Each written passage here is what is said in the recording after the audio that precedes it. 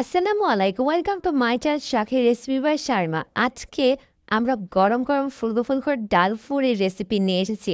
Hotel বা রেস্টুরেন্টের authentic ডাল পুরির রেসিপি আজকে আপনাদের সাথে আমি শেয়ার করব। এই ডাল পুরিটা এত মজার হয়ে থাকে আর বাসায় বানালে তো কোনো কথাই নেই।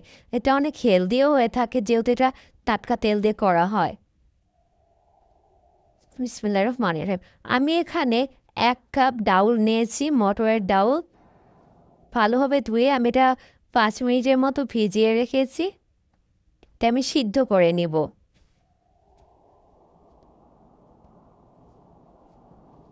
আমি একটু বেশি করে নিয়েছি। আমি এটা ডিপ ফ্রিজে রেখে দিব টিফিন বক্সে করে।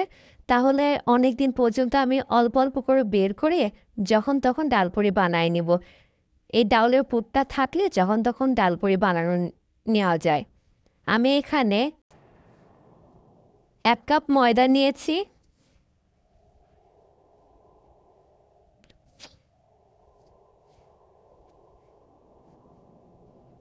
আপনারা চাইলে একটু বেশি করে ডালের পুরটা করে নিয়ে রাখতে পারেন। তো যখন তখন বাসায় মেহমান আসলে বা গেস্ট আসলে বা সন্ধ্যার নাশতায় ঝটপট তৈরি করে ফেলতে পারবেন। আমি এখানে আরও 1 কাপ ময়দা নিয়েছি।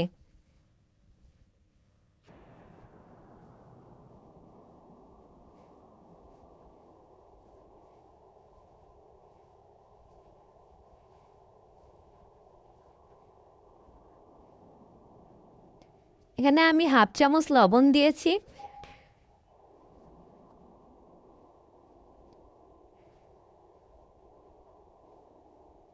এখানে আমি 3 চামচ সয়াবিন তেল দিয়েছি। দিয়ে ভালোভাবে অল্প অল্প করে নর্মাল টেম্পারেচারের পানি দিয়ে আমি মথে নিব।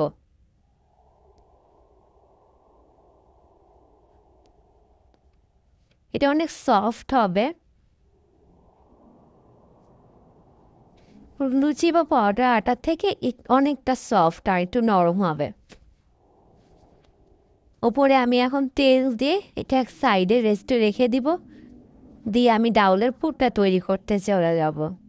দেখতে পাচ্ছেন আঙুল দেওয়ার পরও কিন্তু আটাটা উঠে আসছে না, ডোটা উঠে আসছে না। আমি এখানে তেঁতুল ভিজিয়ে রেখেছি 1 কাপ। এখানে আমি 10-12টা শুকনা মরিচ নিয়েছি।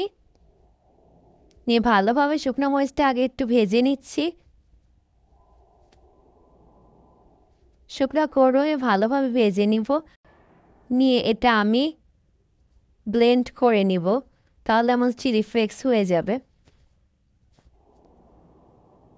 এদের কালারটা চেঞ্জ হয়ে আসছে, এখন আমি নামিয়ে নিব। এবার আমি ডাউলটা চুলার উপরে দিয়ে দেবো। সিদ্ধ করে রাখা ডাউলটা দিয়ে ভালোভাবে অনবরত নাড়তে থাকবো। আমি ডাউলটা ব্লেন্ড করে নিয়েছি সিদ্ধ করার পর। একদম পানিটা শুকিয়ে ব্লেন্ড করে নেবেন। নেওয়ার পরে চুলার উপর দিয়ে একটু ব্লেন্ড করে নেওয়ার পর চুলার উপর একটু নিয়ে নিয়ে নেবেন যাতে পানিটা একদম শুকায় যায়, এরকম ভুরভুরে হয়ে যায়। এর মধ্যে আমি হাফ চামচ লবণ দিয়েছি আর 2 চামচের মতো চিলি ফ্লেক্স দিয়েছি। আমি এখানে তেঁতুলের টকটা করে নিব। এখানে তেঁতুলের কাপটা নিয়ে নিয়েছি। আর এখানে আমি 1 কাপ পানি দিয়েছি, চিলি ফ্লেক্স দিয়েছি 1 চামচ। এখানে আমি তেল দিয়েছি, সয়াবিন তেল 1 চামচ। লবণ দিয়েছি হাফ চামচ। হলুদ দিয়েছি হাফ চামচ। এখানে চিনি দিবেন আপনাদের স্বাদ অনুযায়ী। দিয়ে ভালোভাবে প্রয়োজন মতো আপনাদের ঘনত্বটা করে নেবেন। যেরকম ঘনত্ব আপনারা পছন্দ করেন।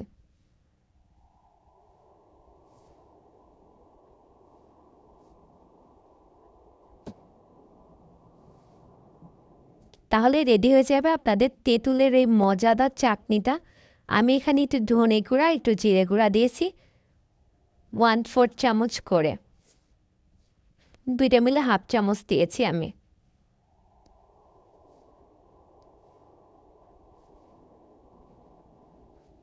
যে আমার ঘন হয়ে এসেছে, এখন আমি নামিয়ে নিয়ে পুরিটা বানাতে চলে যাব।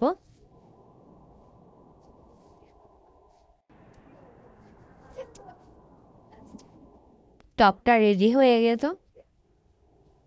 আমি একটু ওপর দিয়ে চিলি ফ্লেক্স দিয়ে দিলাম হাফ চামচ।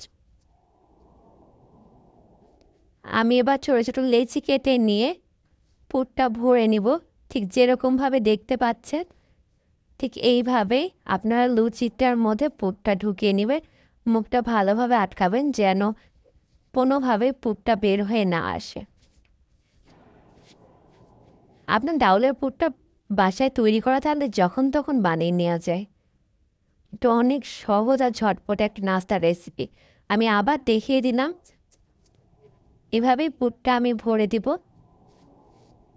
এবার আমি হাতের তালু দিয়ে আস্তে আস্তে আস্তে আস্তে করে বেড়ে দিই। তেলের মধ্যে লেচিটা চুবিয়ে নিয়ে আমি হাতের তালু দিয়ে এরকম গোল করে নেব। এবার মিডিয়াম আঁচে থাকবে জালটা, মিডিয়াম আঁচে রেখে আমি এটা লুচিগুলো ছেড়ে দেব। তেল গরম হয়ে যাওয়ার পরে, তেল গরম হওয়ার আগে কখনোই এটা আপনি তেলে দিবেন না। দেখতে পাচ্ছেন আমার লুচিগুলো ফুলেছে। আমি ছুরি দিয়ে তেলটাকে এটা গায়ের উপর দিব যেন এটা একদমই ফুলে যায়।